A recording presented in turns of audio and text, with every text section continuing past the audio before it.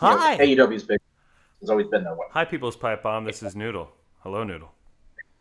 What do you have to say? What's your take? What's your hot take on the Young Bucks match? Hey, this shit as I go. But hey, Keith, I can only see like the. There we go. I was about to say I can only really see the. Yeah. Hi. Yeah, Yo, that plant that we talked about before on the first pod, I've officially killed it now. You can see it does not look good. Oh no! What? It needs sunlight. I have even more plants inside now. Somebody gave me an extra fern. This girl that I was dating briefly, who I'm chill with now. She brought a fern over to my crib a couple weeks ago. It was like, hey, you want a fern? I'm like, do you spritz I already have 4, but I'll take a 5th. Sure. You spritz a fern? How do you water a fern? Dude, look at this fern right here. There's a fern in this room even. We have ferns everywhere. There's Damn. 3 ferns in the bathroom. Look at you. There's like a goddamn botanist. Whatever. And plant talk with the People's Pipe Bomb podcast. How are your plants? We want to know. Get at us in the comments and let us know. How's your hydrangea going? I haven't heard from Rod today. I guess he's MIA. But I thought about calling him, but I also figured, I don't know. Maybe I should have called him. I could call him right now. I don't know. Yeah, give him a call if you want. Yeah, All right, word. I think he said something about trying to get some good money in tonight because the city's going into big lockdown. Yeah, I kind of was getting that impression too, that maybe he was trying to hustle a little bit. Right, exactly. I feel like I'm Joe Budden right now. I'm calling him. This is Grayson of the People's Pipe Bomb podcast. Hey, he's unknown, man. Yeah, no answer. Yeah. Man of mystery. Anyway. From parts unknown. In the group chat today, I was mentioning the Gucci and Jeezy verses got me really excited. Right. I was enjoying the diss tracks and stuff, and I appreciate that at the end they pieced it up, and it made me think about, Thanksgiving's coming up around the corner. We got Survivor Series, we got Thanksgiving. It's all about, appreciating what you have and burying the hatchet. You know what I mean? It's all about piecing up, coming together, unity at a time when we need it most, gentlemen. This is a segue, by the way. I just wanted to talk about a non-wrestling thing first. I was thinking about this. So Danae came over my house a couple weeks ago for dinner because it was her brother Devin's birthday. Shout out Devin and Danae. Happy birthday. Happy belated. But we were hanging out, and my mom earlier that day had dropped off a pumpkin pie to my house. And so we had dinner. I made a roast con pollo. We're sitting out back. Had some candles, just enjoying the ambiance, and I was like, ooh, dessert. My mom brought over this pumpkin pie. And Danae said, what the fuck is pumpkin pie? And I said, it's white people's sweet potato pie. And that was a discussion. She was like, really? And I was like, yeah, it's spiced the same way. It's a very similar color and texture. It tastes fairly similar. The texture is a little bit different, but it's made to be the same thing. It's like a fall dessert. And she's like, well, why the fuck do people use pumpkins? And I was like, why are y'all using sweet potatoes? And she's like, touche. Yeah. I think, and she had a slice, and I think we really came together and understood that, it's about the unity. It's about everybody's fall dessert should have a place on the Thanksgiving table. Yeah. And I want to shout out all the sweet potato pie people out there. Love you. And enjoy it this Thanksgiving. I know it's going to be a very different Thanksgiving for people, but whoever you're with, enjoy your sweet potato and your pumpkin pies, and, be thankful for the communities that we have, for the people that we have in our lives. Anyway, so when I was a kid, I always thought about sweet potato pie and pumpkin pie almost interchangeably. Yeah. In my head, but my grandfather was very partial to one over the other, and I really wish I could remember which one it was. I want to say it was pumpkin. I want to say he liked pumpkin pie way more than sweet potato pie. He thought one was disgusting, and he liked the other one more. And I think it might have been kind of the opposite of what you would expect stereotypically. Well, I feel like he was he really fucked with a pumpkin pie and was not a big sweet potato pie. Well, it's also regional too, because I think the Northeast is very pumpkin pie adjacent, and then the South is sort of the origin of the sweet potato pie too. Right, so, There's there's all sorts of different regional divides when it comes to the Thanksgiving dessert. What do you think about pie, Pat? You got any hot pie takes? You got a hot take on pie? Well, I'm on Team Pumpkin Pie in this conversation. There we go. Pumpkin pie. Yo, pumpkin pie versus sweet potato pie. War Games! You turn the camera off. On that note, I'm playing the bumper right now. People's Pipe Bomb podcast. Ladies and gentlemen, and listeners all around the world. I can hear it, but they can't. To the one, the only dancing all People's right Pipe Bomb. Woo! Hey, welcome to People's Pipebomb Podcast, a pro wrestling podcast where we lobby for the jobbers, advertise for the body guys, and amuse the marks while we react to the world of wrestling. Gentlemen, how are you two doing this evening? I'm chilling, man. Nice. Couldn't have said it any better myself. Grayson, how are you feeling? I'm doing well. I'm enjoying a nice mug of Perfect Peach. Oh, shit, for real? Shout out to my man Fat Rod. I don't know where Rod. you are, but you're with us in spirit. Yeah, This one's for you. Couldn't be here on the Google meeting this evening, but you know he's with us in spirit. He's out there trying to make it happen a week before Thanksgiving, trying to get that bread to stuff that turkey. Yeah, man, got to make stuffing. Yeah, I don't know, but anyway, Tis the season. I am your too pretty for TV host Cole Keith, and I am joined with my ever-present co-host, Doctor of Wrestling Psychology, Dr. Grayson Board. How are you doing, good doctor? Like I said, I'm doing well. Been getting all the holly jolly spirit in me. Did you hang up any Christmas-related shit yet? No, absolutely not. I'm probably not going to hang up anything. I'm not really a big holiday person in general, so you're probably not going to get much fanfare from me. I'm just trying to mainline that fucking Christmas spirit because God knows I need some sort of pick me up emotionally. I think we all do on a certain level. That's real, especially living in Philadelphia right now. Boy, oh boy, shit's rough out there. Oof. Usually football can keep me warm. It is not doing that this year. And then also joining us yet again, special guest and friend of the show, colleague, and man who's got the facts. Pat with the motherfucking facts, ladies and gentlemen. Pat, how you doing, brother? I'm chilling, man. Just enjoying the week. That's all we can do. Yep. Especially, we're doing the lockdown again, so. Gentlemen, we are around the corner from Thanksgiving, and that also means we're around the corner from Survivor Series. So that is coming up this Sunday. And the world of WWE, there's been a lot of things going on. I would say most important, considering both storyline and build to the pay-per-view, is that Drew McIntyre has got the belt back from Randy Orton. So that's been a development. On Raw this week. He showed up on SmackDown the previous Friday and basically was like flexing on Roman Reigns, just like, oh, I'm the top guy in the company now. And I thought to myself, they have to put the belt on him now, or else this was a waste of like 20 minutes at least of this program. So that did happen, and here we are. What do you guys think of flipping the belt back to Drew before the pay-per-view? I would have just, if they knew that they wanted to do this with Roman and Drew, I would have just kept the belt on Drew. Yeah. I'll say the second Drew showed up on SmackDown, I got more excited for that match than anything else that they're promoting on that card right now. I could have seen that as a WrestleMania match down the line, but I'm looking forward to it either way. Two big groups. Yeah, meat slap, big beef slapping beef. Yeah, I agree. I thought it was a weird decision. I do enjoy or can always appreciate a title change on television, especially one of the big belts. But an odd decision for sure. It felt a little bit weird to have Randy win the belt to begin with.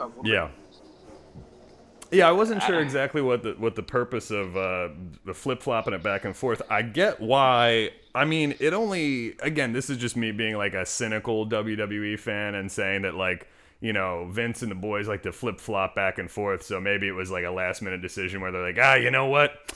Drew and Roman makes more sense. Roman's a heel, Drew's a face. We could play up it just makes it has a little more sauce to it than the Randy and Roman match would right now. And so, I mean, I get that on paper it's a better match. It's just, like we're saying, it's a little strange to flip-flop back and forth. But I guess it's their prerogative. And part of it might have been, I don't know, because it's WWE, maybe I can say, or maybe I want to speculate that it was lack of foresight and that they were like, oh man, Randy's been doing a lot of good work, and then also why not just give Randy the belt again because he's been such a lifer kind of guy. I feel like they like to give those guys a bunch of title wins because I don't know, it makes their legend bigger, and they're like, yeah, it looks good. It looks good on your resume. Blah blah blah blah. But I mean, lack of foresight of like, well, you have Survivor Series coming up, and are you going to have a heel versus heel title match? I mean, it's not they can do it, but the heel versus heel, match for the two male champions. I don't know if it does anything is that for what either. You're gonna do? Like, I think it might have been a lack of foresight thing, and that they weren't thinking, oh, Survivor Series is coming up. What's that title match gonna look like? But I don't know. Question: we're gonna talk about predictions in a minute, but just sort of jumping the gun a little bit. Do you think they can really? Can they have a clean finish in this match? Like, how the hell are they gonna? Who's eating the? I guess Drew would eat the L. I don't know.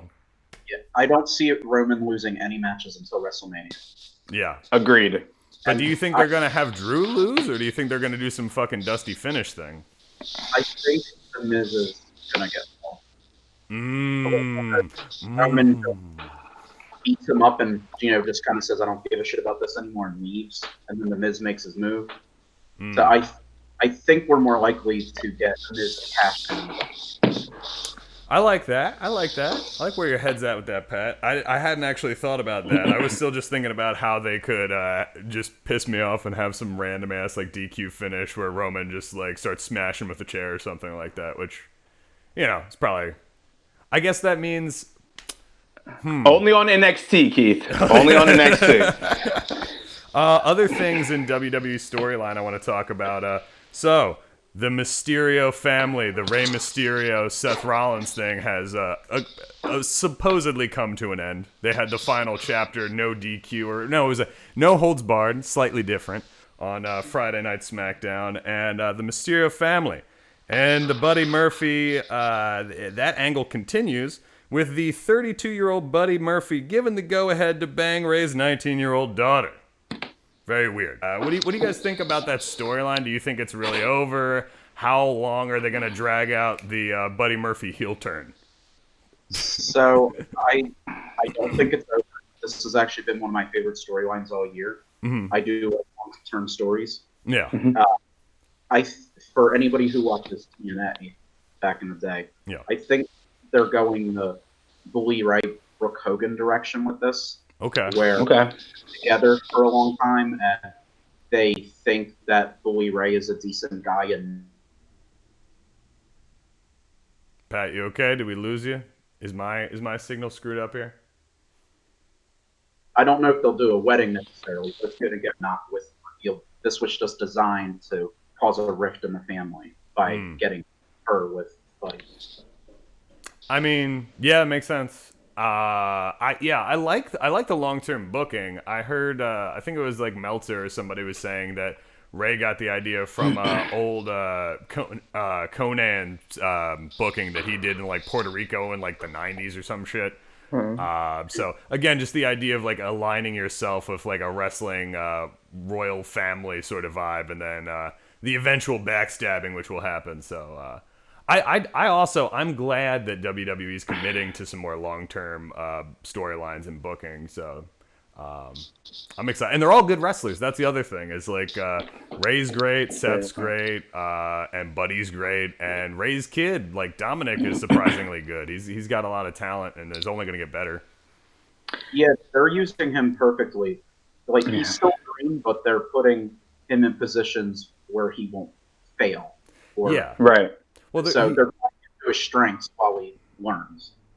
Yeah. Which can't be said for some others that have come through. Yeah, they definitely have thrown a lot of people to the wolves, but I think having Ray so involved in his son's development, I guess, like they're really, like you said, they're playing to his strengths. Like the couple of matches I've seen him have been like there's some really good spots in there, and the pacing is like catered to him being able to read the I guess read the room and read the match as it sort of develops. Like it's been good to watch him. I was just shocked at how good he was. I wasn't expecting him to have some of those like sunset flip power bombs down yet.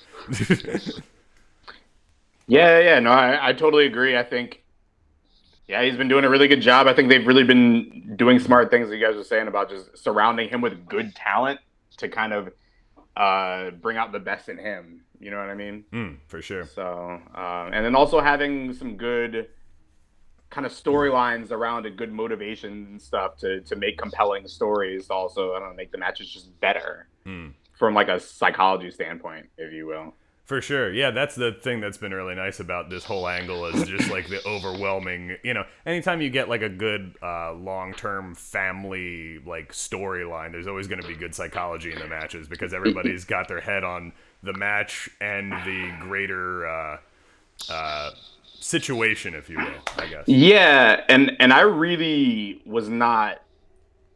I wanted this whole Rey Mysterio or the Mysterios and Seth Rollins storyline to be over around draft time. Like, yeah, I was ready for this to be over with. It seemed like they were splitting them up, and they didn't. But I'm kind of liking what's happening now more than I was before, where everybody was trying to take each other's eyes out. That was a little bit for me. You weren't into that whole like blinded motherfuckers like angle?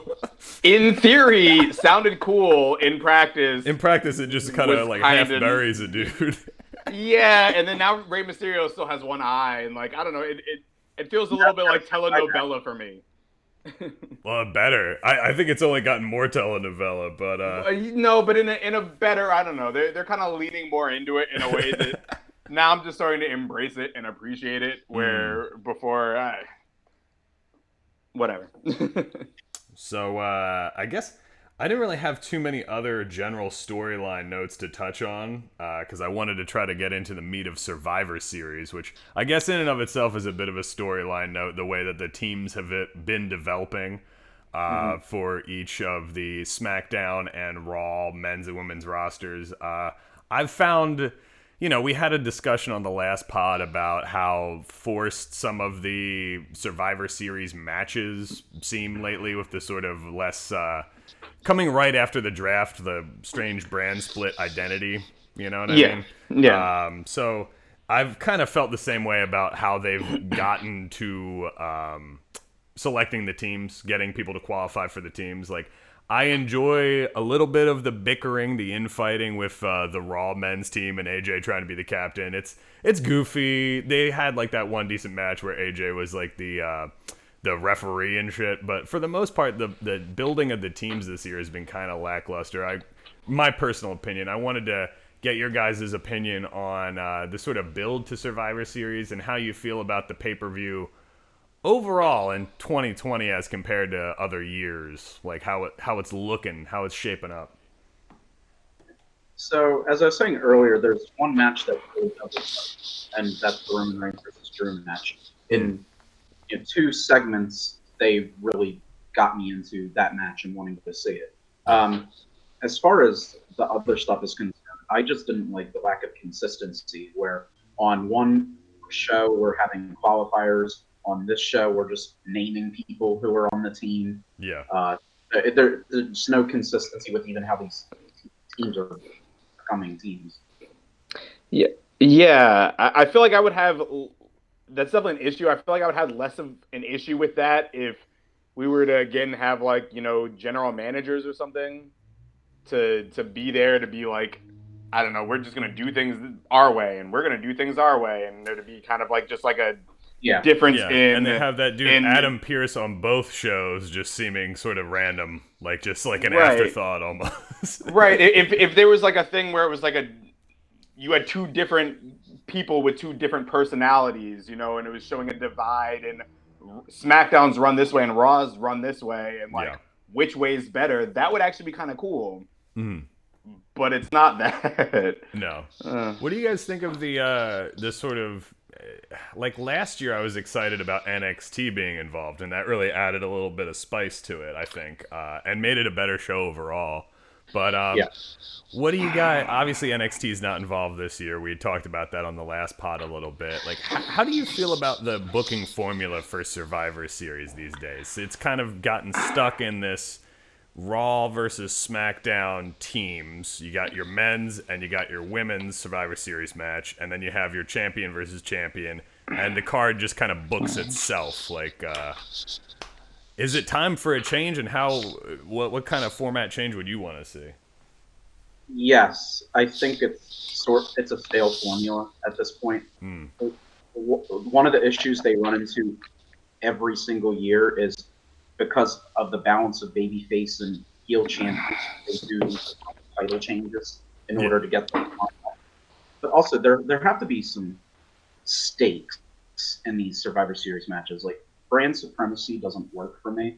Like, I've heard this on other podcasts. Let's just say if SmackDown, wins the majority of the matches, they get the number 30 pick in the Royal Rumble or something. Just something like that to make it seem like they're fighting for something instead of this arbitrary brand loyalty that some of them have only been on the brand for 2 or 3 weeks.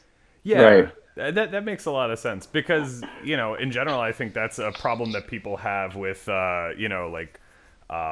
sporting like all-star games and shit too. The idea that a lot of exhibitions just don't have any stakes. Yeah, and Pat, when you were saying what you're saying, the first thing I thought of was like the MLB All-Star Game was like, it's not the biggest thing in the world, but at the very least, you're at least getting like, you win the All-Star Game.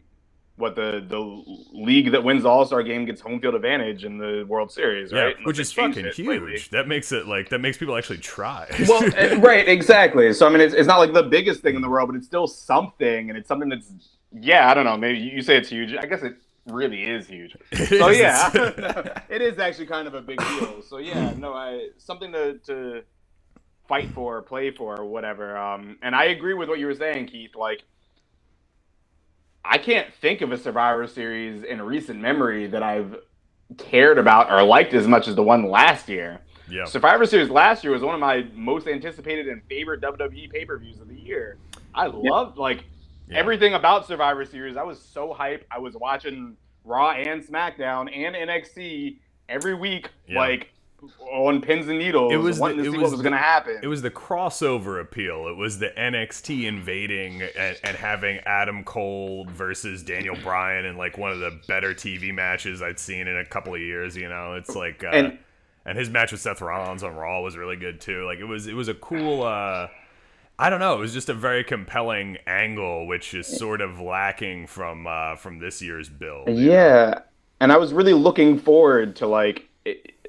I was thinking, right? I was thinking and expecting this is going to become like a thing. Like it might next year again. Like see, because as Pat mentioned on the last pod, it's probably at least in part COVID related. Yeah.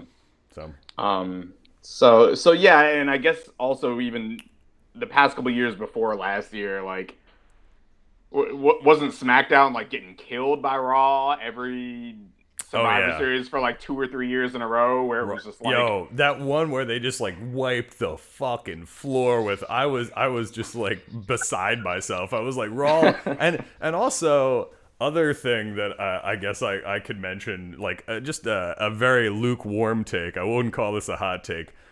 The shows are never. I can't remember the last time that SmackDown and Raw were both like great. It's always like one or the other, and I'd say even both like pretty good. Like I feel like it's usually like one's pretty good and one's like okay. Well, it's just funny to me that like I feel like every time SmackDown is killing it, they get crushed by Raw and Survivor Series. Exactly. I feel like that was the thing with those Survivor Series. I feel like usually SmackDown was like the brand that the fans liked more, and then Raw would like steamroll them in Survivor Series, and everybody just was like, "What the hell?" That's all you need. You just need Braun Strowman to just go ham on motherfuckers. And one other thing, it doesn't really matter this year because NXT is not involved, but I'm glad that they separated War Games from Survivor Series. For sure. One of the things, so we had people who were in teams at Survivor Series going to war the night before at War Games.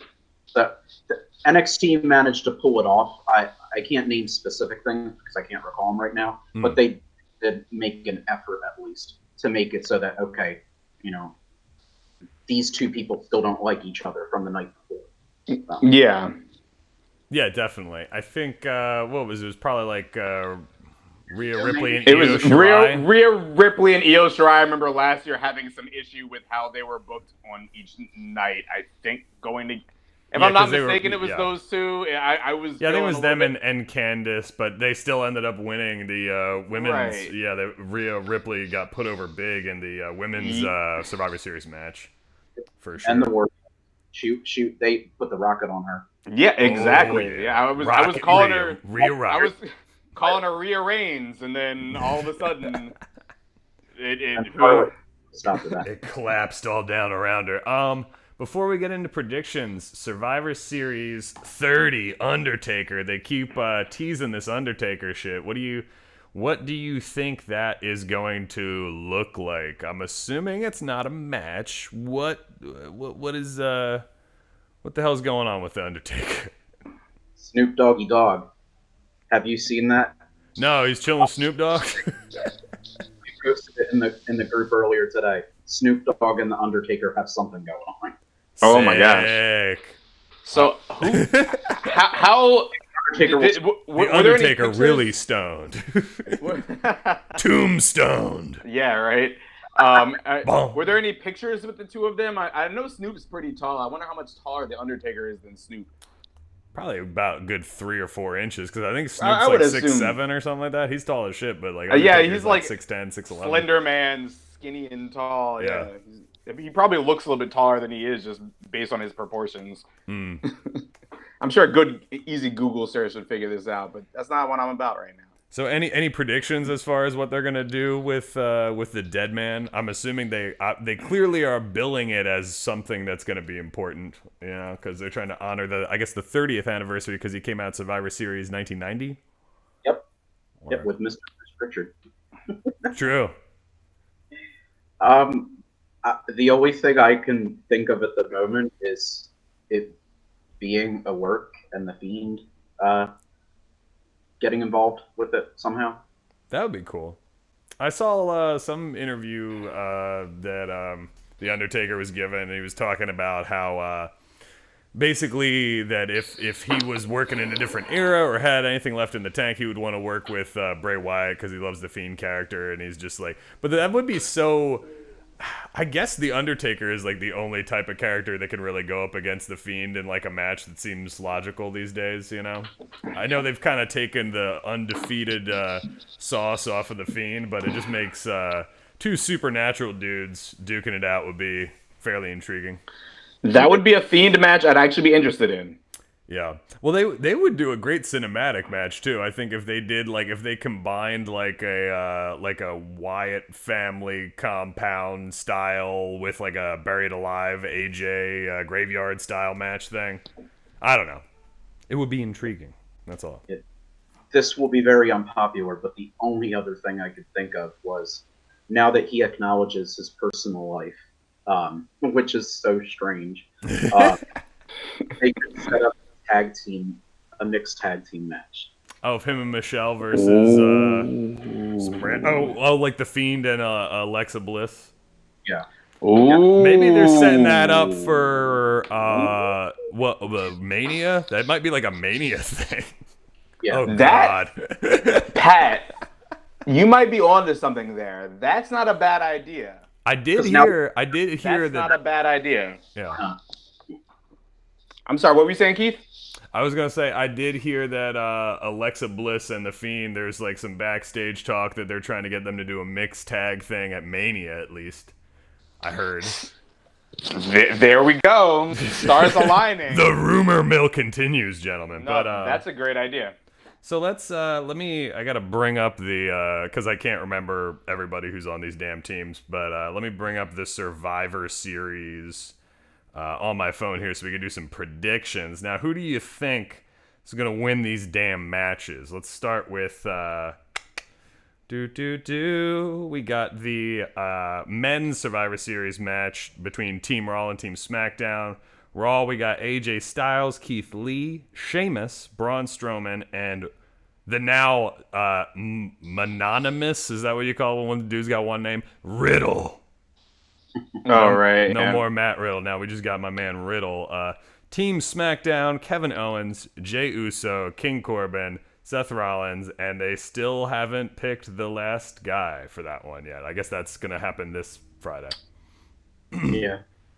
I mean, Team Raw looks very stacked on paper. Yeah, that's what I think Raw in this one. Geez, it's hard for me to choose this. I mean, I guess I got to go with what I think is just better, and yeah, I like Team Raw more. I don't know, just like the people on the team more. But it's hard for me to predict what I think WWE is going to do in a situation like this, where like this all kind of basically exists in a vacuum in a lot of ways. I would go with Raw, sure. That again, I like the team more. I feel like Raw is kind of in a position. I'm not gonna call it, but I mean Raw is sort of in a position to do a clean sweep of this the show almost. There's a couple of matches that maybe not, but like for example, next Survivor Series match, the Women's Survivor Series match. Just listen to the team members yet again. We have Nia Jax, Shayna Baszler, Lana. No offense, Lana. Friend of the show. Lacey Evans and Peyton Royce on Team Raw. And then SmackDown, we have Bianca Belair, who is absolutely amazing. And then Ruby Riott, who is okay. And Liv Morgan, who is okay. They're bringing out a couple of Riot Squad people there. And then two more to be determined. I don't know, maybe they get Bayley involved? That would be cool, but it just seems, again, it seems like I don't know what they're going to do because they're really trying to put over Nia Jax and Shayna Baszler as just people that just eat motherfuckers for breakfast. So I got a few ideas bubbling for this one. I think Natalya will wind up in one of those spots for SmackDown. Okay. And the other one is a toss-up. It could be Rhea Ripley coming from NXT finally, or Tessa Blanchard. Ooh, now, surprise Tessa. Affect my prediction because I think Bianca is going to be the sole survivor. But if Tessa gets that spot, she's going over strong in that. Yeah. But the other prediction I have for that is Nia Jax will finally get her comeuppance. She is going through a table at Survivor Series at Lana. I mean, so. that would be great. I mean, I'm waiting for that spot to just make the match, really. Yeah. From there. So it's that, or like in a TLC situation where Lana has a tag partner, and that's how they get the tag titles off Nia and Shane. That's the only. Fair enough. I do like your idea, Pat, that Bianca is the sole survivor. I do think that makes a lot of sense, but I don't know. There's a part of me that thinks it's going to be Team Raw and probably Shayna Baszler at the end of the day. See, okay. I mean, that's a prediction. Yeah, no, I get where you're coming from, Keith, but I was kind of thinking along the same lines as Pat going into this, at least that Rhea Ripley will be one of the two SmackDown to be determined people, and I, as a result, think that Team SmackDown has an okay chance to win this because it would put over Ripley and or Bianca Belair, who are two people that they kind of need to be putting over a little bit to help the women's brand, and also, as much as they've been pushing Nia Jax and Shayna Baszler, let's not forget, the treatment that they were getting a couple months ago. Like I'm still not convinced that they're trying to make Nia Jax or Shayna Baszler superstars. I think if anything, they were propping them up a little bit to have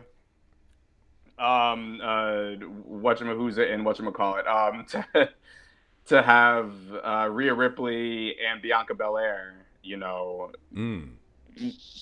look good, and then we can have a nice rivalry for women's stuff in SmackDown. It'll be lovely. Everybody will be happy.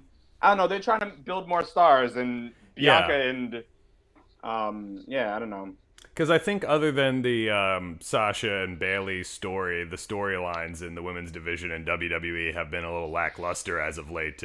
To be fairly generous, most of the other stuff is not very good.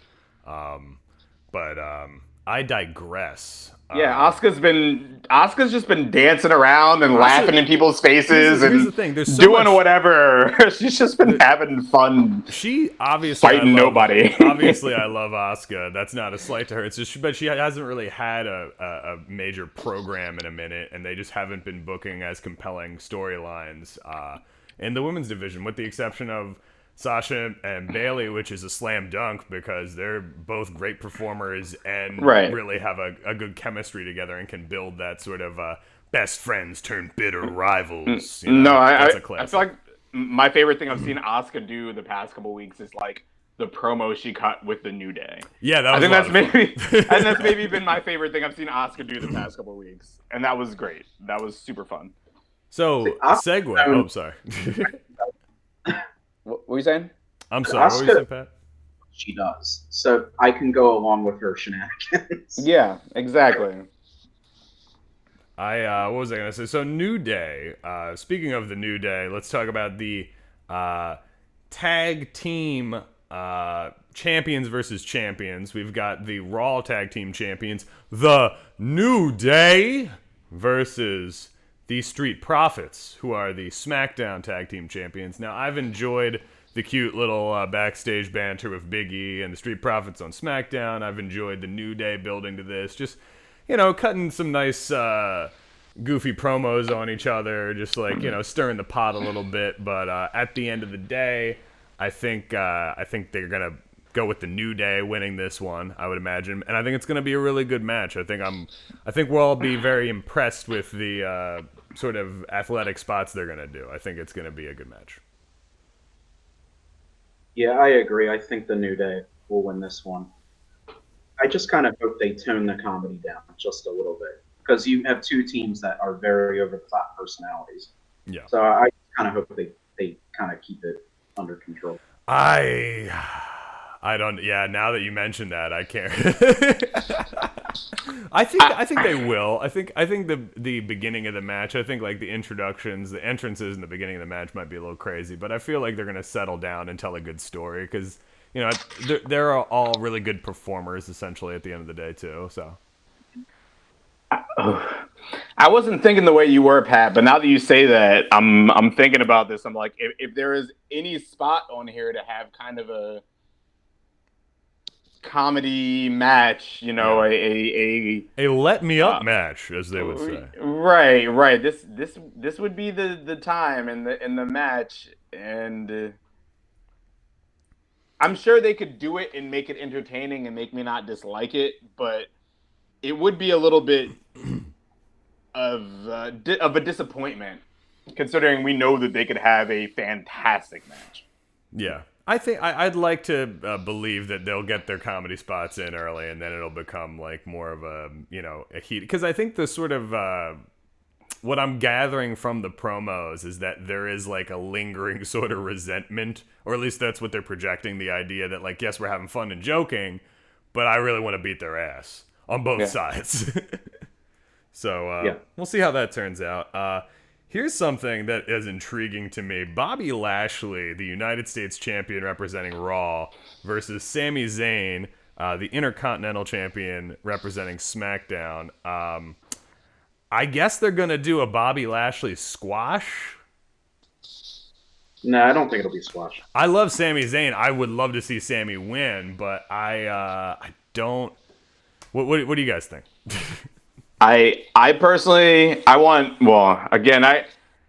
basically judging this off what I want right now and what I can see actually happening. And while I can see Lashley winning, I see Sami Zayn doing some heel stuff, somehow making it work. I guess I could see him doing some heel stuff and still losing. Some smart trickeration. But Sami Zayn, I think he'll have a trick or two up his sleeve. I think this is a good time to have him potentially be able to win and look good and not really have it at the end of the day really matter too much. Yeah, I don't know. Win with some trickery doesn't really make Lashley look bad because it was dirty, done by nefarious means, blah, blah, blah, blah. It's my 2 cents. What do you think, Pat? How do you think it's going to go down? It's one of the matches where I can see interference of some kind. The scenario I see Sammy winning is if perhaps Mustafa Ali or someone from Retribution interferes in that match. Word. That's an interesting angle, too, because I wanted to touch on this because I don't think we did last pod, but I've been thinking about it a lot lately. How WWE heels are always like I'm so much more politically aligned with the heels than the faces, like at all times these days. It's hilarious to me. Just the idea of like Sami Zayn on Twitter talking about like abuses in like the like American military or police violence or this, that, or the third, and like being a heel for it, or like Mustafa Ali doing his like sort of like lefty liberal shtick as well, and Daniel Bryan, the new Daniel Bryan with the whole eco-terrorist thing, and just like I love these guys are all like technically, according to my sort of personal beliefs, right, but they just present themselves as arrogant, and so therefore their heels just like stop poisoning your body with sugar and like I don't know. I fucking love it. It's funny to me that Vince is still on the tip that just like, all right, he's a commie, heel. Sammy Castro is what I call him. I love Sammy Castro, man. That look is like $1 million. Mwah. It's perfect. It's perfect. The champion of the people. All right. I love that Sami Zayn can have all these like I don't know these South and Central American gimmicks. Well, he's Syrian, which is somehow related. Syrian Canadians know everything about Cuba. That and El Generico, which I'm assuming was supposed to be a Mexican luchador. I think that was the vibe, yeah. Yeah, no. I love, but it's just funny to me thinking about the nature of like politics insofar as like faces and heels in the WWE, and it's just always gotten me thinking about like the whole Retribution thing is just a funny angle to me, and Sami Zayn like being able to tweet his exact opinions on like matters just because he's a heel. I don't know. I find it fun. Where else are we as far as predictions? We got the women's champions versus champion match. We got Asuka representing Raw and Sasha Banks representing SmackDown. How are we feeling about this one? Asuka. Ooh. I don't have a strong opinion either way. I would obviously love to see Asuka win as much as I like both of these women, but Asuka's, I have a soft place in my heart for Asuka, but I don't think it hurts either one of them really in this. We've seen them fight each other a lot lately. Yeah. I think either way, I don't think it really hurts either woman or really even helps either woman too much. I just hope it's a good match. I think it's gonna be. It's kind of hard to imagine it being a bad match just because of the like work rate of both of them. They're both great. I'm thinking that it's Sasha Banks. This is like one of the possibly the only SmackDown representative that I'm picking, because I think like Sasha, they're really trying to push her new like face persona, and this is a face versus face match. I think Vince is always of the opinion that like Asuka can eat an L just because she's good and she'll bounce back, and you know what I mean. Like I think that Sasha could do more with a win, is what I'm thinking. But it's just my 2 cents. And then finally, I think that's the last one we're getting to. We talked about it a little bit before, but we got Drew McIntyre, now the WWE champion on Raw, and we got Roman Reigns, the tribal chieftain, the Universal champion on SmackDown. We talked a little bit about it before, but just to sum it up, who you got and how you think it's going to go down. I don't think there will be a winner. Fair enough. But I think farther down. I think part of me thinks Roman will win. Another part of me could see Randy Orton somehow mucking this whole thing up. Damn it, Like, Randy. Pat, I don't know, Pat, what you're thinking about with no winner or whatever, but I can kind of see Randy Orton showing up and just kind of fucking it all up because Randy Orton and I mean, he has. You can argue he has beef with both of them for reasons. So I don't know. Yeah, my no winner thing was kind of based around that whole Miz cash in. Right, you were saying Miz before, exactly. After that, or it's a count out victory, like a double count out, or Roman just gets counted out. Because Roman really has nothing to lose here. He doesn't have to have this match. Yeah, no, so for me, I think that Drew wins by DQ because Roman's gonna do some like violent heel shit and probably use a weapon, and then from there could be more of a schmoz and other people can get involved, which makes sense. I don't exactly know what's gonna happen, but I like your idea with the Miz. I think that in getting more heat for Roman, they're probably gonna have him get disqualified by doing some violent shit to Drew McIntyre. Would be my guess. Are you thinking like the Triple H he found that he got at Survivor Series all those years ago? Yeah, something of that nature. And the show went off with Roman just kicking Triple H's ass for 20 minutes. But anyway, so NXT, gentlemen. So what do we got? We've got Leon Ruff is your North American champion after the surprise shocker upset of Johnny Gargano, and I guess he repeated again last week with some help from our boy Damian Priest. How's everybody feeling about that storyline? He's our new James Ellsworth. You know what? I think they just wanted to get that viral video by him not being able to wear the championship belt. Yeah, they were just like, who's the skinny guy that can't wear a belt? I hadn't even seen NXT yet, and people who don't watch wrestling were asking me about it at work the next day. Like, did you see there was some wrestler who won a championship and couldn't fit in the belt? Like, what are you talking about? I had no idea what they're talking about. And then, I watched NXT when I got home. That's what it was. I will say that what I learned from this was that that Triple H points at the belt and not the person. I found that out because there was like a Reddit on the Squared Circle. There was like a thread. But so anyway, Triple H points at the belt and not the person because I just always see him like pointing at it. Yeah. But it's because people are always holding the belt up high or around their waist or something like that, where he could just like kind of motion at it. And this was on the ground, and so he's like, finally settled that age-old question. Oh man. I don't really have strong feelings or opinions about it. Like I was saying before, always nice to see a belt change hands on TV. I don't know. He's not bad. He's pretty good. It's interesting. It was unexpected. I'll take it. I'm curious to see where they're going with this, honestly. That's kind of most of my feelings about it. I'm curious to see where they're going with it. What else do we got? Let's talk about the obvious, the elephant in the room here.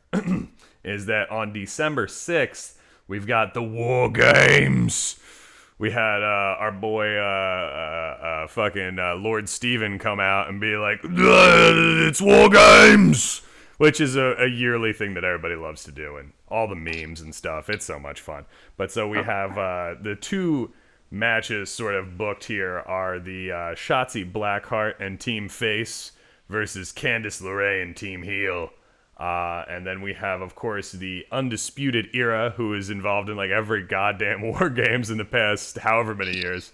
As they should be. As they should be. They're great. I'm not As talking. they should be. I'm not talking shit. I'm a big Undisputed Era mark. Versus the very interesting team with the most uncompelling name, the Kings of NXT. Pat McAfee and his crew featuring Danny Burchin, Oni Lorcan, and Pete Dunne. So they're going by the Kings of NXT. Unfortunately. They should just be like the Pat McAfee experience or something. Like, I don't know, something's like... Yo, remember the fucking, the computer virus software? They should just be like the McAfee Security Squad. Oh, yeah, that's Get such a a great crossover, idea. start That's selling such a that great shit, idea. start selling the fucking cyber security. Triple H, you got to hit me up, man. I should be on the marketing team. I'm just saying. I like the layout of the men's team because all 4 guys on the heel side have all had issues with Undisputed Era at some point. So obviously Pat McAfee and Adam Cole most recently. Roderick Strong turned on Pete Dunne a couple years ago when they were facing Undisputed Era for the tag titles. Then of course Oney Lorcan and Danny Burch were always that team chasing Undisputed Era for the titles and never won them. So there's a story involved with everybody in the match. Yeah. Yeah, no, I'm really intrigued by that match. Like, and I think Pat McAfee like did a really great job when he was was that a takeover event? Takeover 30. Yeah. Yeah. I thought he did a great job in his match with Adam Cole. So I'm not normally when it comes to these like outsider non-wrestler matches, I'm always skeptical, but I thought he put some spots together that were okay, and I feel like he's probably been working on it a little bit more, and of course having all the other great talent around him, I think it's gonna come off just fine. I'm looking forward to it. I'm wondering what kind of like ridiculous Pat McAfee spot is gonna happen. He's gonna do like a shooting star and just fucking Brock Lesnar himself or something. From that last Pat McAfee match, I feel like he set the bar so damn high. Yeah, I personally think his team's gonna win. Yeah. Again, yeah.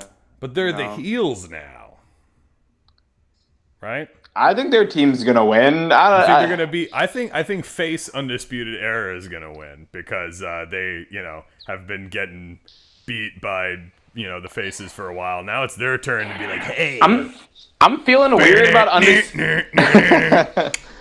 What do we think of the Shotzi Blackheart Candice LeRae angle where I guess they're having War Games because she broke her toy tank? That's I mean, I don't know how I feel about the angle. I think the match can be really good. I don't know who they're gonna get to. I guess they're gonna build the teams out from here. I love What'd you say? You said you love Shotzi? Yeah, that's what her personality is perfect for this match. She's great. She's super charismatic. I think she's definitely a fan favorite, especially for, I don't know, wrestling and how nerdy wrestling is. And I don't know, she's cute, hot, whatever. Like, she checks a lot of the boxes. Good wrestler, like, who's also, like, super goth and, like, cosplay goofy, like, that's, everybody loves that. Checks a lot of the boxes. Crowd howling with her. And it's like, ow, ow! But yeah, I could see War Games being again like a great pay-per-view this year, and I'm looking forward to it. So it's funny too because now it's gonna be I feel like it was because it was in November last year because it was right before Survivor Series. This year it's early December, and December's normally the tables, ladders, and chairs for WWE. I mean, I feel like it's gonna. I feel like it's probably going to make tables, ladders, and chairs look even hokier than usual because, like, when you have, like, an extreme... It's weird. I can't say Extreme Rules because Extreme Rules is also a pay-per-view, but, like, a pay-per-view that incorporates Extreme Rules or hardcore matches, if you will, however you want to phrase it. I feel like War Games is going to be better than tables, ladders, and chairs for sure. I don't know if they're considering that thunder-stealing approach. I feel like it tends to be these days. TLC is usually... a bit of a letdown. Well, the fact that they've committed, we're putting the cart before the horse because TLC is still a ways off, but like the fact that they're like, okay, well, we have to have the table match, the ladder match, just have every match just be like weapons matches. Like, it's so funny that it's like, again, it's like a very like, well, we gotta have one where they just use chairs. It's just chairs. Make it like an Attitude Era, early 2000s rules match, whatever that means. Just make it 90s themed or early 2000s themed even. Just have it be... Just go full ECW, like old school. Just like do like FMH, like fucking barbed wire explosion matches like Japan in the 90s. Just do some straight up garbage shit. Yeah, they won't do that. Like AEW will do that. They won't. Some FMW type stuff. Yeah, Yeah. Some I said Japanese I said FMH. FMH. Yeah. FMW style. Like, yeah. So, changing gears, full gears. Let's talk about AEW a little bit. We haven't really had a chance to talk and really pod since the Full Gear pay-per-view. Rather than go down all of the possible storylines and stuff at AEW, I say we just kind of stick to reacting to that pay-per-view. What was everybody's overall thoughts of the Full Gear pay-per-view? It's actually one of my favorite AEW pay-per-views because it was the same length as all the other shows, but it just felt much better paced than a lot of other shows have been. Yeah, it didn't feel too long, no. So, like, I've got another 30-minute match to sit through before I get to something else, Yeah. Yeah, it was like you're saying, it might have been my favorite AEW pay-per-view ever since the first. What was it, All In? Double or Nothing. The first. No. I mean, All In. Oh, you're talking about? Oh, yeah, Or All In. Yeah, the one In? before it was AEW. All In's maybe still my favorite. I don't know if you can count that or not. I would. All In.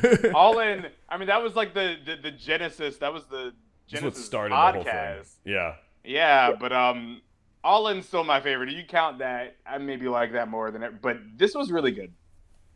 This was really, really good. For a bunch of reasons. I don't know. I mean, it was definitely my favorite AEW pay-per-view because I really like the first Double or Nothing was really good, but there's always been like a match or two on the card that has not really, got me.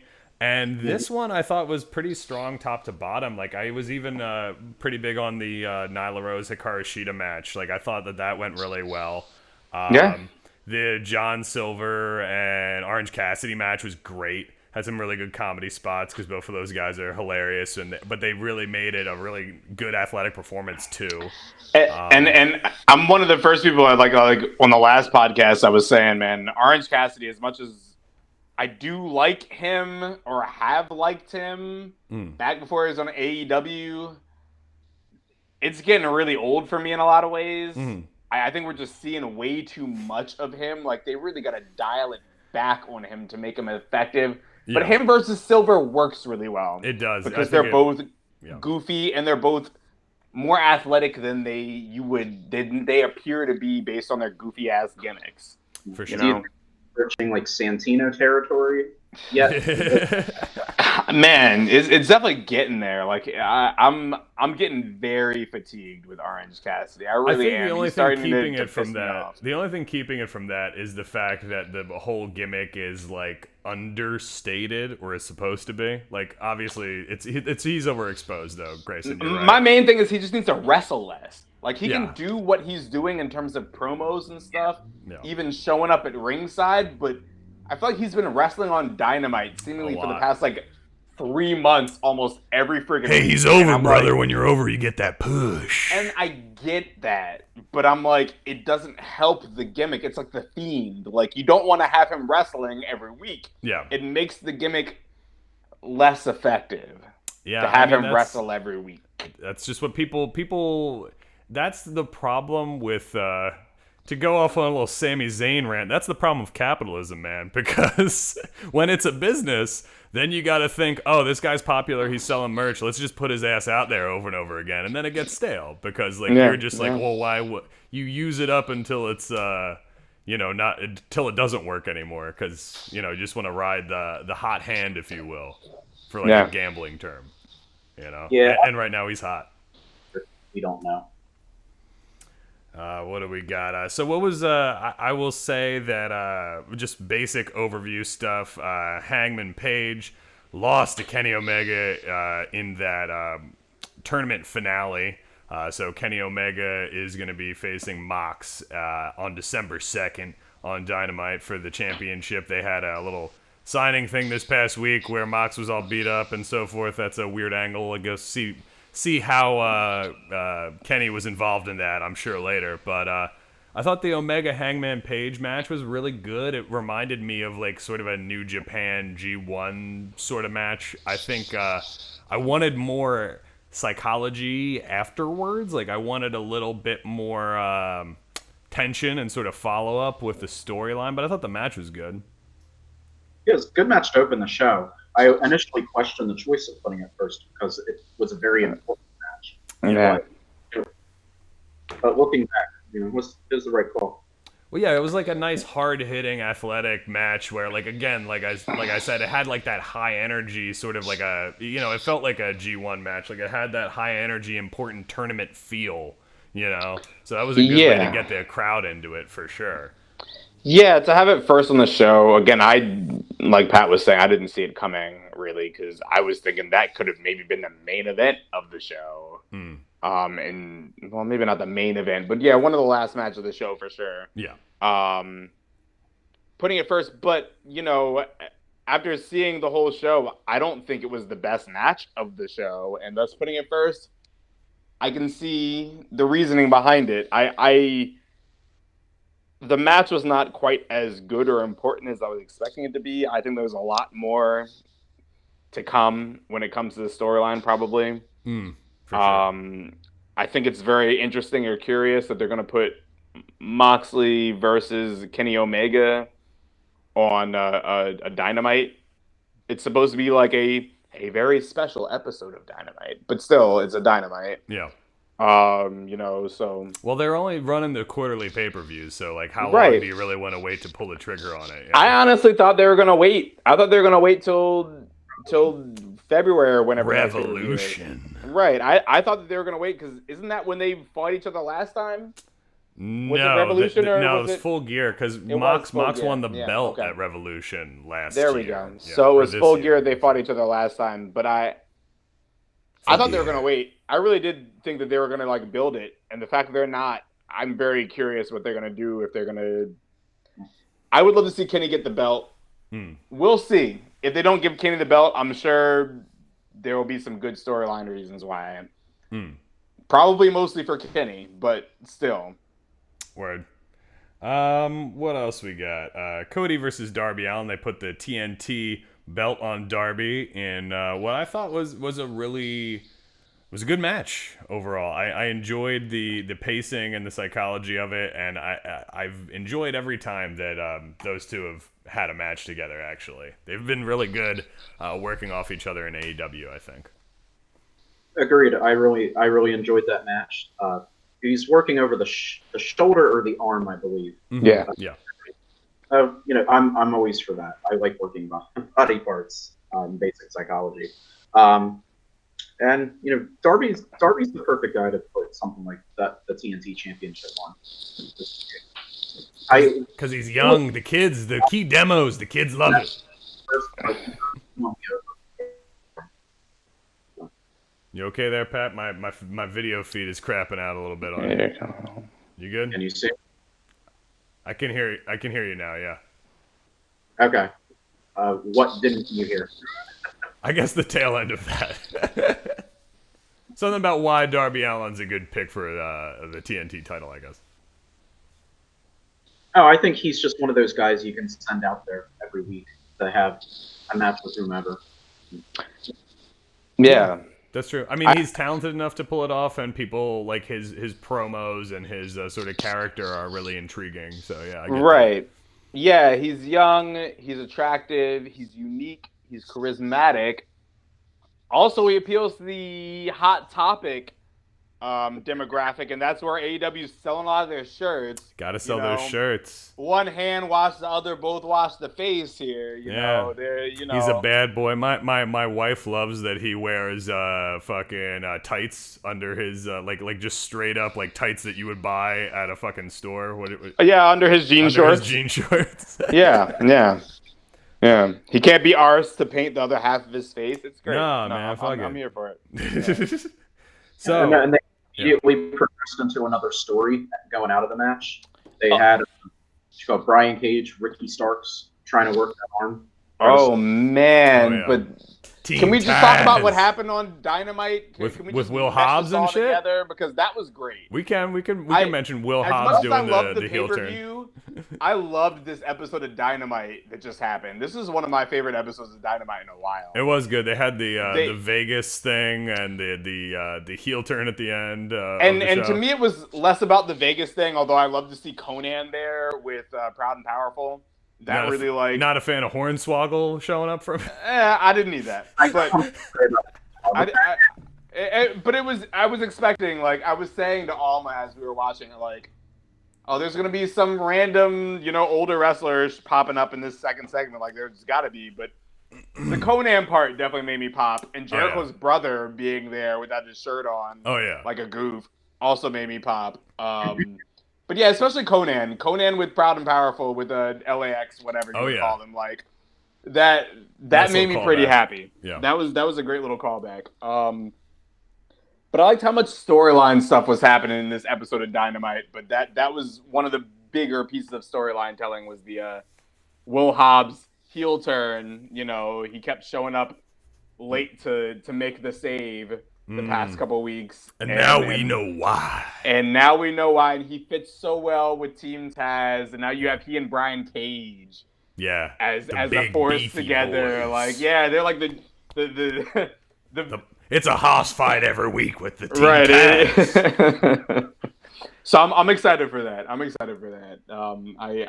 I'm curious where that's going. It seems like AEW is definitely setting up a nice 3-person tag division slowly, which I'm really looking forward to. True. Yeah, I mean that's got to be like one of the next steps if they do like a sort of Ring of Honor, New Japan style 3-man or 6-man tag, if you will. Yeah, right. If they're not setting that up, I don't know what the hell they're doing. Like they're factions, doing themselves bro. Just fucking with the factions. If they're not setting up, 6-man tag belts, because they have so many great, and it'll give people opportunities to have belts again, like Word. Cough Cough, Death Triangle, Cough Cough, which I'm sure we'll get to. That, and also I guess there's been some rumors of like, we've been seeing a little bit more crossover between AEW and Impact. That would be really smart for AEW for sure, and it would actually maybe be smart for Impact as well. I feel like AEW has a little bit more of a higher profile at this point. They could maybe do a little bit of exchange back and forth and maybe kind of help each other out.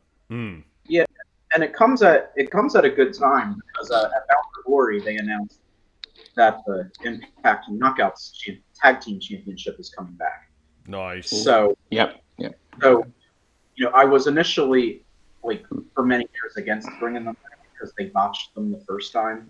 Yeah. Because of issues. Well, anyway, but they took their time this time. They started establishing teams over the last 6-7 months, and then they made the announcement that the titles are coming back. Now they have their set teams, but I could see them on Dark or Dynamite like, hey, Britt Baker and Reba, put them against the tag team champions, or have them defend their titles on one of their shows or something.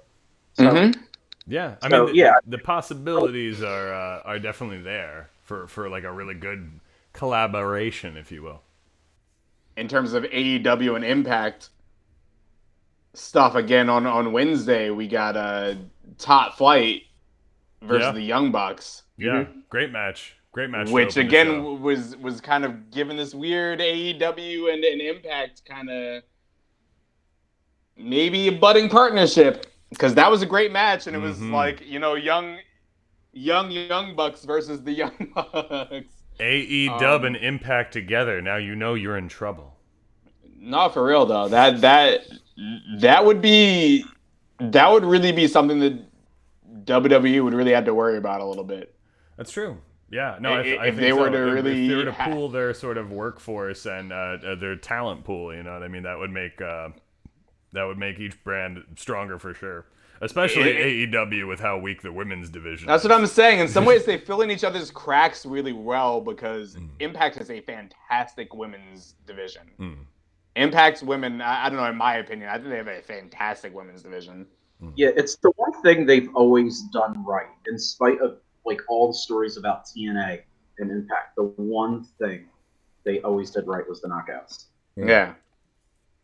Because they had cared about it overseeing it. Yeah, because they made it. I mean, if you go back to the era of like the Gail Kims and Awesome Kongs and that's those sort of feuds that they had, they always treated it, with like a big match feel and like really developed those storylines and those characters and just had good matches, really. And that's at the end of the day, wrestling fans, you want to see a compelling storyline and a good match.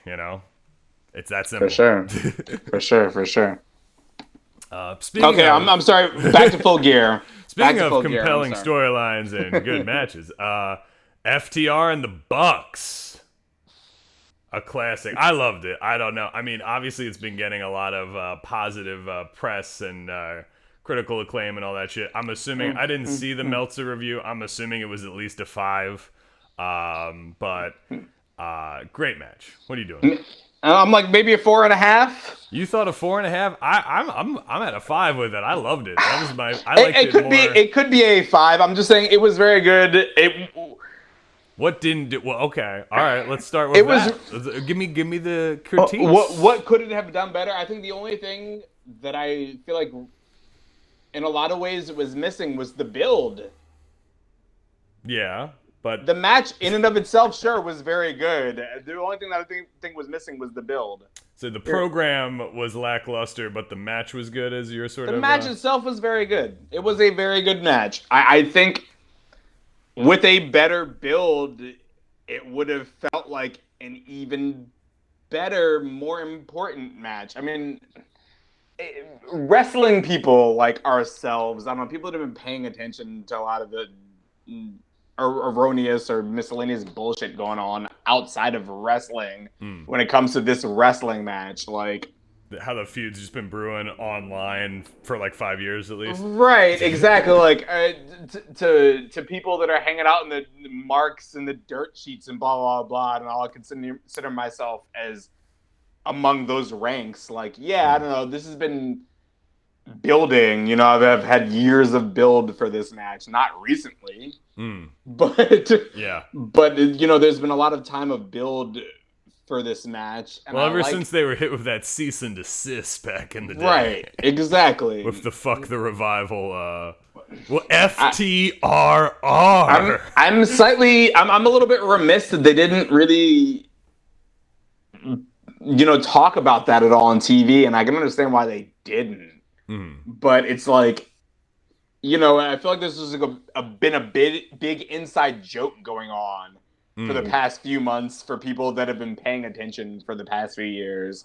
And if you've been just watching AEW since AEW has started, like, this seems like a tangent of sorts. It seems a little bit like, but they've been hastily slapped together. Not hastily slapped. They've together, been putting FTR over big though. Like they definitely like put him with Tully Blanchard. But basically, like if if there's any time for like Vince McMahon, the boyhood dream comes true. Like those two dudes teaming with Tully has got to be just like I can't imagine. Them with Tully is great. I just don't think it was because they just want to be the Brainbusters. That's like their whole vibe. As epically as it should have been for what it is to us people that have been paying attention. Pat, I suppose thoughts on that and also the match itself as well. So I'd say it's a toss up between this and one other match, but this was probably my favorite match on the show. I've been critical of how AEW presents tag team wrestling and how long some of these matches go. This one didn't feel like that at all, which was actually really refreshing. When I called it was actually a 30-minute match. I was shocked. Yeah. The pace was amazing. Everything flowed together pretty well. It was a great match. I will take nothing away from the match itself. It's continue, Pat. I'm sorry. I'm actually glad they didn't bring up the people up north, just because you just see so much of it. So I was kind of fine with just leaving that part out of it. Sure. Yeah. So. I really marked out for the exchange of famous tag team finishers that happened like 3/4 of the way through the match. That was so fucking fun. Just like watch them do like the Steiner's finisher and do like the 3D and all the fucking the Hart Foundation finisher and everything. Oh, it was just so much fun. So it's funny, yeah. I'm watching this pay-per-view with two of my like childhood friends and Rodney's brother. This is who I was watching this pay-per-view with. Yeah. Two of my childhood friends and Rodney's brother, which was really funny because people that aren't watching wrestling quite as faithfully as we are, and so they got all the spots and the references in this match, which is what made this match so great. I mean, it's such a great tag team match in a lot of ways for kind of, wrestling fans. Yeah, story-wise, it was really made to be like they positioned it as like a nice nostalgic pop in the middle of this match, which is trying to, I guess the story of the match itself is to say that we are the two best tag teams and we're deciding who is the best right now. And we're going to acknowledge like previous greatness and just kind of address, this is how we think a tag team classic looks. This is the type of spots that we would do, and I appreciate the psychology in it, and also some of the big spots like that, And I think not just that, but it was like an interesting styles clash between them because it seemed like old school versus new school. Yes, well, and also because the moves that each of them was doing, the moves that each of the teams were doing, they were hearkening back to different eras of wrestling in ways that I thought was really interesting. Maybe I'm getting this wrong, but I feel like the Young Bucks did like the 3D, right? Like they were doing some of the more new schooly tag team moves versus FTR, which are doing a little bit more of the Steiners, more of the old school, for sure, wrestling Rock type and moves, and it was and all that, right, exactly. It was it was. Yeah, I loved when people Louis say CK. when people say that the Young Bucks. I mean, this is sort of an old hat sort of thing, but when people say the Young Bucks don't have psychology in their matches, like this is like they've definitely evolved into a team that has some really well thought out stories, and I appreciated the way that the build for this match in terms of the injury and them selling like Matt's injury throughout. And the finish was fucking. I love the finish. I thought it was really good. The Mr. Fists No Flips or whatever tries a fucking 450, beefs it, and gets super kicked into oblivion. It's a great finish. It was the perfect heel hubris, trying to like the Icarus moment. It was the perfect like. This feud has been going on for years and years and years. We're gonna fucking show you cocky assholes. Like, oh yeah, no, we're and it's perfect. And it was the perfect way for them to lose the match. Like you were saying, Icarus moment. Yeah, they lose the match, not doing what they normally do. Yeah, and thus it doesn't take too much away from them as a tag team. No, because they were going outside of their wheelhouse. This is going to be a feud. Oh yeah, I mean, hopefully for the next 5 or 10 years. Like, I'm trying to see this for at least the next 5 years. I'll see this feud. Yeah, and I think they're both intelligent tag teams, and like I said, I think that they're both very good storytellers in the ring now, and I think it'd be cool to see how the feud evolves and what other stories they could try to tell in the ring, because I think that they have a lot of ideas. They're both very creative. And granted, 2 years from now, if they continue feuding in a WWE fashion, I'm sure you'll hear me say, I don't want to see any more of them going. But if they keep them away from each other for a while, and then like there's a way they can do this to make it be a, almost like, I want to say almost like Sasha and Bayley, and that's not quite what I mean, because but if they can keep them away from each other while keeping the interest and the intrigue going, I think they can make this a great feud for years to come. For sure, I'd agree with that. And just to cap it off real briefly, we can just discuss the Mox and Eddie Kingston match. Moxley won the I Quit match. I thought it was a pretty good match. I enjoyed their presentation of an I Quit match. I thought it was a little ballsy to do one right after WWE did their Roman Reigns and Jey Uso I Quit match, but it had a very different tone, of course, because there's going to be a little more ultra violence when you have Moxley and Kingston involved. I want to say I wasn't surprised by the outcome or anything like that, but I want to just take this moment to say Eddie Kingston has been great on AEW, and I really appreciate them giving him a spot to shine and just highlighting what you can do when you're just so emotionally invested in your character and your promos, and it's just like blood, sweat, and tears of Eddie Kingston. I think it comes off really well, and shout out to Eddie Kingston getting his due. Yeah, no, I don't know. I thought the match was good. Going into the match, I wasn't feeling super any types of way. Like, they had just fought each other not that long ago. I thought the storyline was good still, but again, like, I wasn't thinking Eddie Kingston was gonna win. No, and partially part of that was coming from the fact that we had the tournament going on in the background of this pay-per-view. You know, earlier on in this night, Kenny won, and once Kenny won, I was like, oh yeah, it's got to be setting up another Kenny Moxley. Yeah, because they've already, they set up this feud about a year ago. Yeah, for sure. If not a little bit further, blah, blah, blah, blah. Yeah, when he fucking came out and paradigm shifted his ass onto a giant poker chip, I think that really... Right. No, again, it felt like... pay-per-view. From that point on, and Moxley won the match. Well, no, I think they split matches before, didn't they? They had one where Kenny won and one where Moxley won. No, just they haven't had a regular match. They just had the lights out unsanctioned. Okay, so they just had the...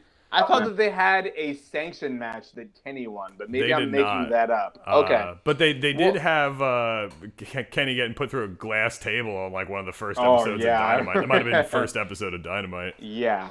So as a result, I'm like, okay, word. It makes sense for them to have a sanctioned match for the belt, storyline-wise. They've kept them away from each other in any sort of a official match at this point. I'm looking forward to that. I think that'll be... I don't know exactly what they're going to do. I don't think they're going to put the belt on Kenny just yet, honestly. But who knows?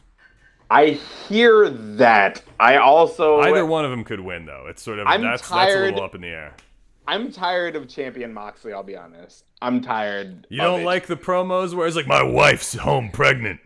No, Surprise, and that was bitch. Lovely, and his and it's a good way to drop some news. Shout out to Renee for sure. Congratulations.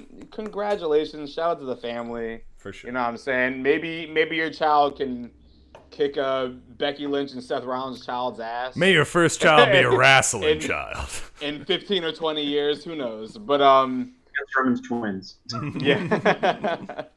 But it's more. I'm just tired of Moxley with the belt right now. That's really my main thing, and I can see it going both ways. I'm really more looking at it through the lens of Kenny Omega's character. Yeah. Right now, I don't know, but I would like to see something different happen, and maybe see heel Kenny, cocky heel, cleaner Kenny, be champion for a little bit. And that could be fun. But I could also see the fall from grace happen and see him, be crestfallen or whatever. And become like the super heel, not just the cocky dickhead heel. Right. To see him even go to even darker, deeper lengths to try to gain back his former Japan glory that maybe he doesn't have anymore. That could be a compelling story. We shall see. He can't get the juice back, if you will. We shall see. I don't know. So this will come off as very because wrestling booking. But one minor detail I actually forgot about during the show was Cody was introduced as Cody Rhodes. Oh, yes. Because he finally got the trademark on that. Yes. And they've been doing that ever since on Dynamite and everything, too. Yes. what if that's their way out for that no title match for Cody stipulation? It's Cody. Oh. That would be cute. That would be cute. You think they would do a Cody Kenny somewhere down the line? I think, or Cody Mox would be great too, just because of Cody like getting all bloody and shit. He loves to get bloody. face Cody versus heel Kenny could be a very good main event down the line at a pay-per-view if they built it right. That could be really I like that, Pat. I had not thought of that. That's interesting. I hadn't thought of that either. That's a great idea. If they want to use that loophole, I think most people would be like, yeah, fucking, of course they would. So I wouldn't necessarily have a problem with it. Again, I thought it was a ridiculous move in the first place, but I get him wanting to try to take that sort of intrigue off of his character, I guess, try to change it up a bit. All right, so, gentlemen, just to, what do we want to do? We're going to wrap it up. Actually, before we wrap it up, I'd like to do a little segment that we haven't done in a while, and this segment is called, I'm going to play the bumper. This segment is called WrestleMedia. This segment is called WrestleMedia. Hey, and welcome to WrestleMedia. It is a segment that we do on the show where we talk about things happening in the media surrounding wrestling, big stories in the dirt sheets and the gossip columns and the internet. And I think something that everybody's been talking about lately is the release of Zelina Vega from WWE and the sort of implications that has on WWE and labor organizing. So, Pat, sort of do the fact checking for me because I'm not 100% on all my...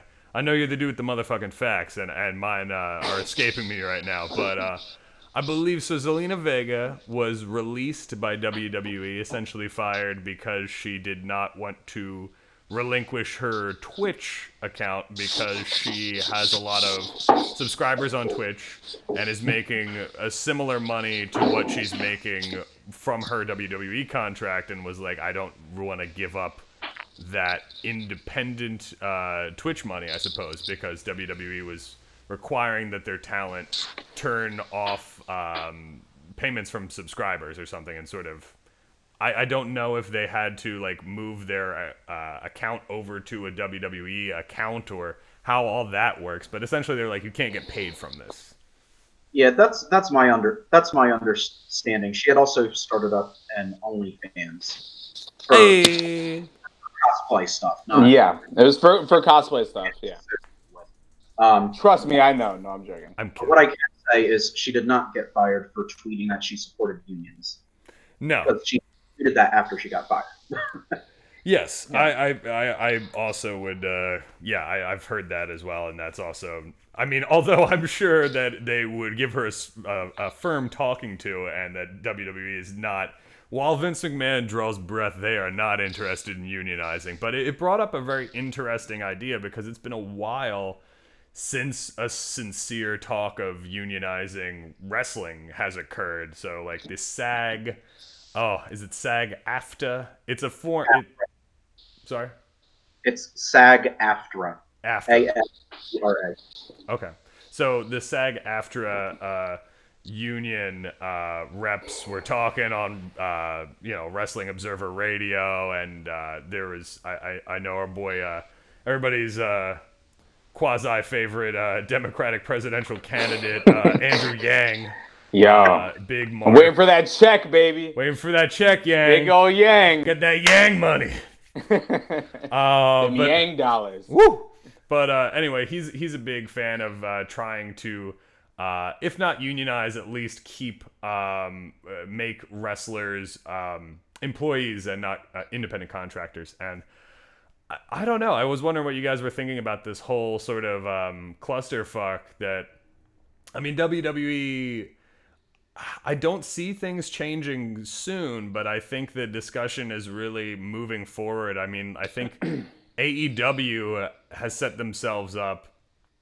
I think AEW is an interesting case in here, and I bring them up because I think that Cody and the Bucks and Kenny and those dudes being EVPs there, I think it's sort of, again, to get a little political with the podcast, I feel like it's sort of like liberal Democrats versus like leftist, like labor Democrats, because it's like saying like, okay, well, we're the wrestlers and we have these positions of power, but I'm just not going to give everybody fucking health care, bro. I'm just trying to get the bag. You know what I mean? It seems a little...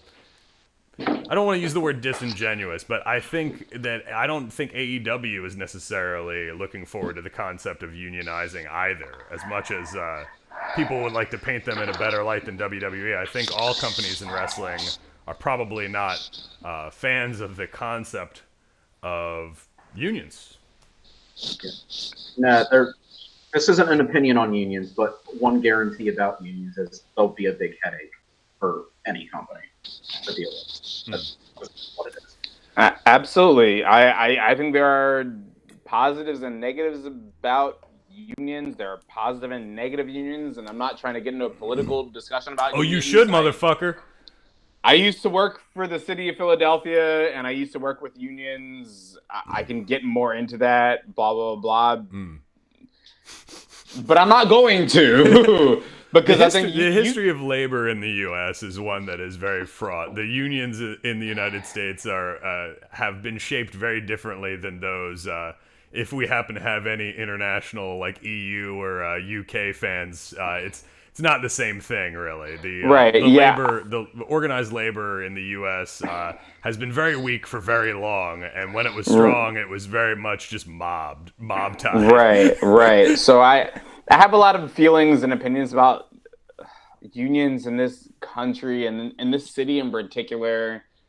And while I'm mostly pro-union, I don't know, whatever. There are some unions that I'm not big Having said that, I think SAG in general is a pretty solid union and is fairly well respected in the entertainment field. And I think that the only reason why I think it could work or happen in the near future is because of the big money coming to AEW and WWE is from television contracts.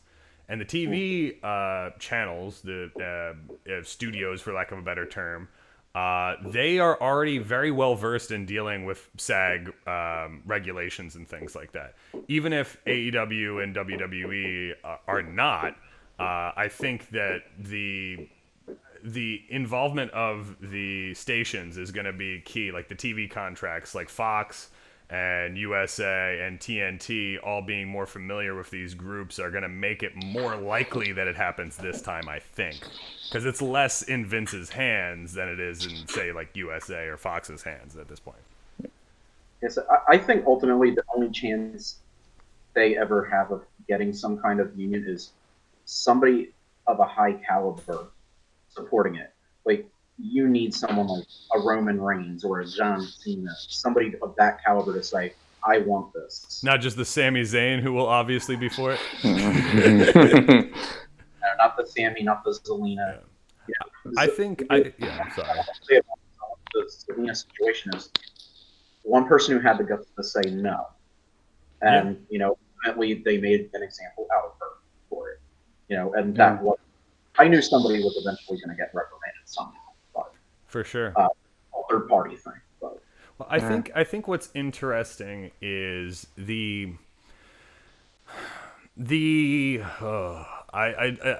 don't want to pile on and just talk shit on WWE and Vince McMahon. It's old hat, and sometimes it's kind of easy to do. But I think that the reason why I think what's more important is not necessarily to unionize at this point, despite the fact that I am very pro-labor if anybody wants to talk some shit. But I think having the employee status as opposed to an independent contractor is more important in the immediate future for wrestling, labor organization, and stuff like that. Yeah. I think that's way more pressing. I think the reason why unions get brought up is because without collective bargaining, Vince McMahon is, he's going to tend to make decisions that the workers won't fucking like. That's true. And so that's the idea of unionizing, as much as there's going to be all sorts of red tape and headaches and shit that might even not necessarily be better for the workers, for the wrestlers, when you think about tiered pay, how it has to work in unions, and how a dude who's been there for like 15 years but is a jobber is going to have to get paid similarly to like your main event guy if he's only been there for a couple of years. Like, there's all this sort of like weird legal red tape with unions that doesn't necessarily benefit the wrestlers per se, but the idea that they have that collective bargaining ability would be the entire purpose for doing it. Yeah. I don't know. Let us know what you think in the comments. You got Asuka out here. Asuka's YouTube is still running strong because she can go as Kana-chan, her Japanese name. That's true. And also, I think like she's, I guess she is monetizing that. I don't know. I'm assuming. I think she's monetizing her YouTube again. I think the fact that she's not using Asuka, she can use her Japanese name Kana-chan. I think that gets around WWE's, unless I'm wrong about that. YouTube is an established like channel for like the WWE system. So for all we know, she hasn't set up through WWE. Yeah, and she might, even though most of her content's in Japanese. Like, well, it's also a matter of like perhaps there's a paid subscription. Perhaps they're drawing a line harder with things like Twitch, because it is a platform in which you're literally having like Twitch and Patreon and things like that. You're having people pay and subscribe, whereas YouTube subscription is free and you're monetizing based on advertisements. Right. I don't really know what the trade-off for that business-wise is, but I'm assuming that might be a distinction they're trying to make. There's some legal distinction, I'm sure. But anyway, so I thought that was a sophisticated discussion we just had about labor organization in America, gentlemen. I'm very proud of us. Normally, it's just power bombs and dick jokes, but I appreciate coming into our own. Very, very, very good comment. Yeah. From the third party talk, have you seen what they're charging to get a cameo from The Undertaker? Oh, yes, I have. Wait, about $1,000, right? Jesus. Yep. Yeah, I heard that. I mean, maybe back in like, if he could somehow like get in a time machine and go back to '98 and then call me. No, honestly, when I heard about it, I was like, honestly, the only way that I would pay for that is if I could get him to say something negative about maybe himself or his career. But that's really the only way I feel like. Yeah, again, I feel like I've been pretty outspoken about it. I'm not the biggest Undertaker fan by any means. Yeah, I'm sorry. I feel like I got fairly jaded about halfway through his career, and I was like, man, it's like, yo, I don't enjoy. Grayson, be real with me. You got jaded when you realized that he wasn't actually a zombie. Yep, that's what it is. When you turned 10 and you realized the motherfucker was not a zombie, you were like, I'm out.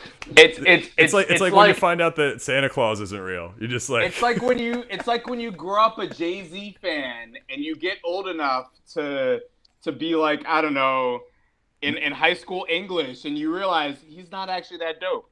And you're like, man, I'm more of a Nas fan now. But anyway, no, so that was I in my mind I was like, oh man, maybe I could get The Undertaker to talk about like a Big Boss Man Hell in a Cell match or something like that. But I don't know, whatever. Wow, good. So I guess my Pat, was that your WrestleMedia? Well, I think we were just gonna talk about that. I wanted to keep it moving because I gotta go eat some food. I'm tired. Oh, right. I got a quick WrestleMedia. AEW. I saw. They apparently got a wrestling game coming out. Maybe they got some work going on for a wrestling game with Aki. They were talking about people that back made in the day. No Mercy. Yeah. Right, where they were talking about back in the day, about a year ago, trying to make a video game with the Aki engine. It sounds like they're still trying to make that happen. They released some early footage of this game, whatever. It looked a little bit like the new WWE game. A lot of people had a lot of feelings about it. I don't know how this game is going to turn out. I don't really care too much about the graphics. What I care about is how the game plays. If the game has the Aki engine and plays kind of like No Mercy, I'll be down. The game could look like an episode of Adventure Time. Like, as long as the mechanics of the game are good, me coming from a fighting game background, I will be all about it. Noodle, stop bumping into my microphone. Noodle is like biting my hand and pulling me away from the computer. Yeah, so Noodle's like I'm hungry. We need to wrap it up. Stop it. I hear it. Okay, so anyway, just to close out the show, I figure we'll do that classic segment, which is Wrestler of the Week. I'm brawling in Japan like Stan Hansen. Clothes on your ass, put the boys in the back, then I take it to the stand, son. New Jack, no man's transit. You fucked, homie. Wanna be the wrestler? Oh, let that bumper ride. I love it. Ooh. Yeah.